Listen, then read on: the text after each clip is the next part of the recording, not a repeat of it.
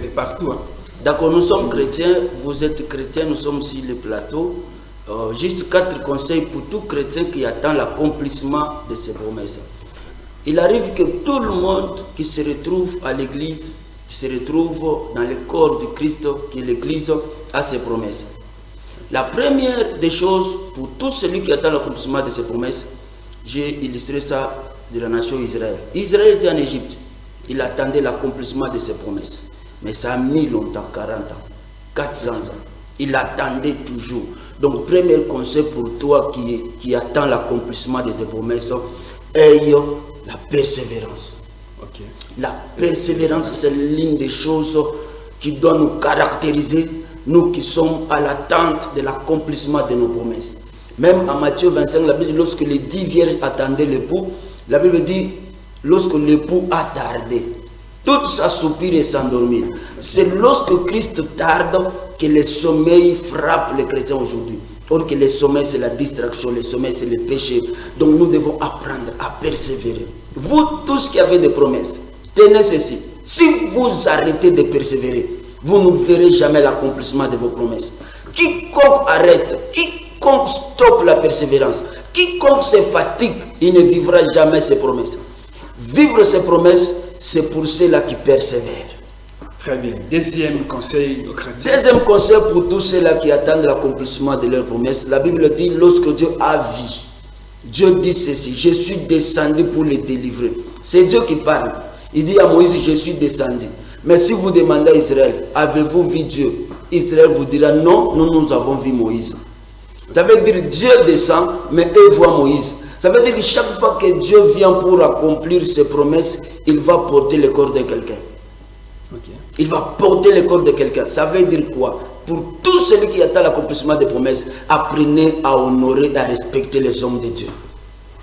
Si vous n'apprenez pas à respecter et à honorer les hommes de Dieu, écoutez, vous allez mépriser même ceux-là qui portent votre délivrance en eux. Moïse était venu comme un homme, mais il portait la délivrance d'Israël en lui. Okay. Si Israël n'arrivait pas à comprendre que c'est cet homme qui porte les choses qu'on attendait depuis longtemps, notre délivrance, ils allaient mépriser Moïse. Heureusement, Aaron était là. Il les a expliqués. Ils ont cru et ils ont bénéficié de cette grâce qui était cachée dans Moïse. Bien aimé, écoutez, surtout à Lubumbashi, au Congo, les chrétiens sont dans des mouvements caractérisés à inciter les hommes de Dieu. Même sur les réseaux sociaux, regardez tout ce qui se passe. Vous êtes les premiers à insulter les hommes de Dieu, à citer des fétiches pour ceux-là qui réussissent. Dans le ministère aujourd'hui, si tu réussis, c'est mauvais. Si tu échoues, c'est mauvais. On ne sait pas où est-ce qu'on va il y a aussi des faux prophètes Élisée. Mais il y a des faux. Les faux ne se caractérisent pas par l'échec ni par la réussite. Okay. Les faux se caractérisent par leurs actes. Donc tu peux réussir ou tu peux échouer. Aujourd'hui, si tu échoues, il est toujours comme ça. Il a échoué, il arrête ça. Maintenant, quand tu réussis, il a touché au fétiche. Mais on ne sait pas. Pourquoi au Lubumbashi, vous êtes en train de tuer vos prophètes? Vous êtes en train de tuer les hommes de Dieu. Même toi qui m'écoutes, ose seulement réussir. Tu verras tous les réseaux sociaux. Les pierres qui viendront sur toi, tu vas te repentir.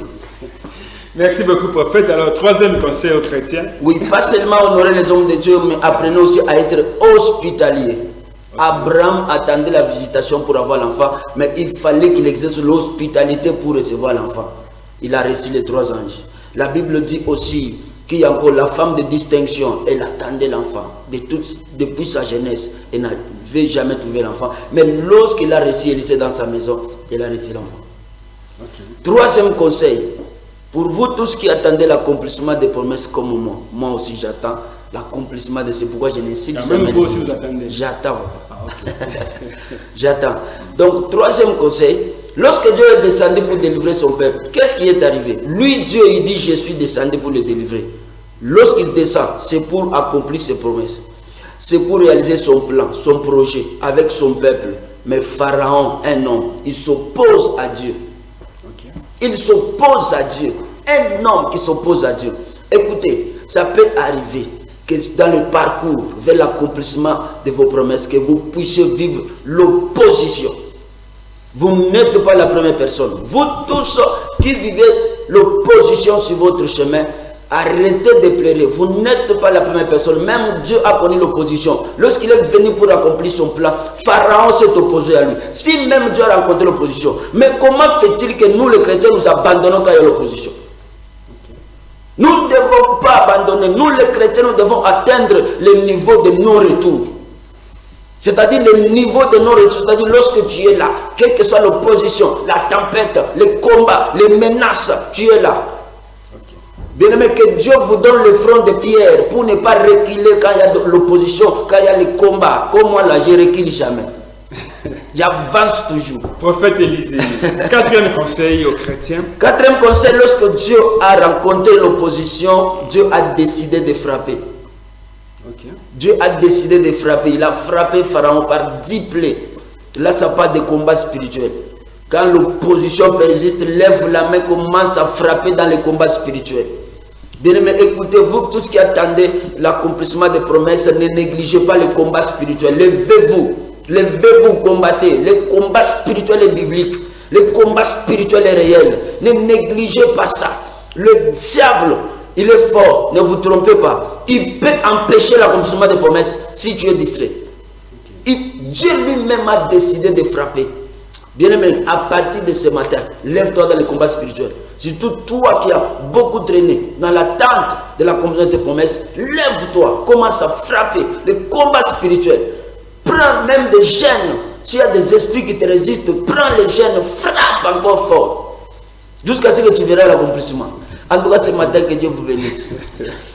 Merci l'homme de Dieu, prophète Élisée. Vous avez compris, vous les chrétiens, 4 conseils. Si vous avez besoin de d'autres précisions, il va donner son numéro privé. Vous allez appeler à privé, peut-être pour d'autres conseils. L'homme de Dieu.